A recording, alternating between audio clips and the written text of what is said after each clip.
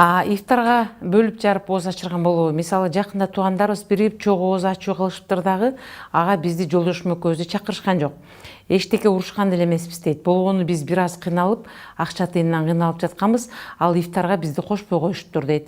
Аябай жинибиз келип атат. Ошондо ооз ачыргандардын сообу жараткандан кабыл болобу бизди ошол бөлүп койгондугу үчүн дейт. Биздин ошо тууганчылык мамиле ушул ифтарга дагы кошулуп, азыр мына бир жаңы бир термин айтат, ифтаритет депчи. Мындай бир авторитет ким ифтарга көп чакырат деп ифтарга чакыруу мода болуп кетти да. Ошондуктан кээде мындай бир адамдар ифтарга барбай, ошол мечиттерде отурганда артык көрүп калган учурлар бар. Анткени өтө эле ысырапкерчилик, өтө эле байлар чакырылып, адамдар ифтар болуп, орозо туткан адамдын оозун ачырып сооп алайын деп эмес, балким ошону менен өзүнүн бир дөөлөтүн көрсөтүп алгысы, ким канчалык көп жанагыдай бир ала тоодо эт кылып, ала көлдө чык кылып, тиги столдун белин майыштырып, мындай бир элге көрүнгүсү келе турган учурлар бар. Анан кээде карап көрсөңүз, орозо кармабагандардын көпчүлүгү ошол жака чогулуп алган болот да.